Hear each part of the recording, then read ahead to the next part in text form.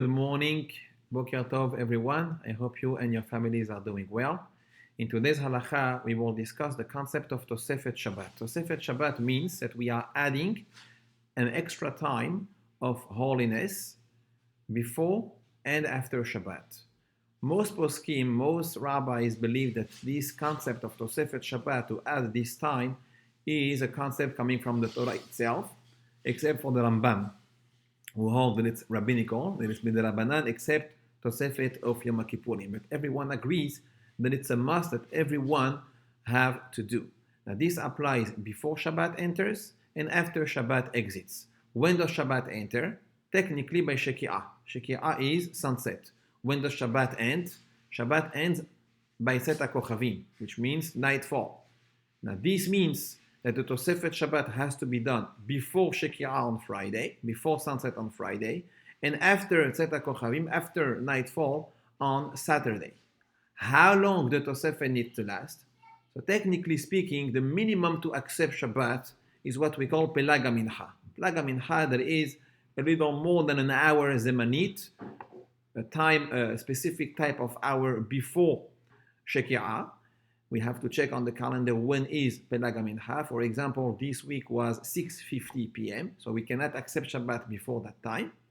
And we can go up to even 2 minutes before sunset. However, the minhag is to light the candles, or I should say accept the Shabbat, about 20 minutes before sunset. After Shabbat, the minhag is also the same, that it's about 20 to 22 minutes after nightfall, and this is when it is officially Motzei Shabbat. Now we could have a situation, an interesting situation. Let's say when someone had to pray Mincha Erev Shabbat a little bit late. You could pray Mincha even B'di'avad during Ben HaShemashot. Ben HaShemashot is the time that is between sunset and nightfall. So if, let's say, someone was held on, or a tzibur, kahal was held on and could not pray Mincha before Sheki'ah, before sunset, and now they will end up praying Mincha during Ben HaShemashot, after sunset. So it wouldn't make sense to accept Shabbat before Sheki'ah, before sunset, because if you accept Shabbat, then you cannot pray Mincha.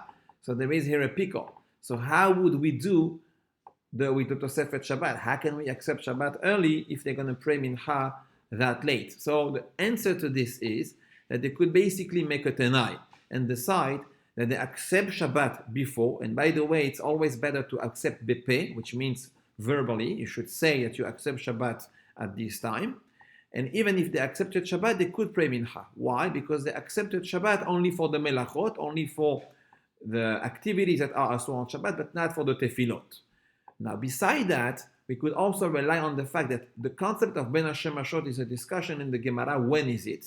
We hold like Rabbi Yehuda, that is 13 and a half minutes zemaniyot after sunset. However, Rabbi Yosef holds that it's this whole time actually is still day. So according to Rabbi Yossi, the whole time of Ben HaShemashot until the last minute is still considered day. So according to him, you still could accept Shabbat. Plus, we have the Shita of Rabbeinu Tam. Rabbeinu Tam holds that the Ben HaShemashot is much longer, is much later, because he holds that it's about 72 minutes after our initial Sheki'ah that Ben HaShemashot ends. So according to this, we would definitely even have more time. So number one, we have the fact that he accepts Shabbat for the melachot. Number two, maybe the halacha is like Rabbi Yosef. Number three, maybe the halacha is like Rabbeinu Tam. And all this makes it possible for the tzibur or even for individual pray mincha late to still accept Shabbat earlier enough and be able to accomplish the concept of Tosefet Shabbat. Have an amazing day.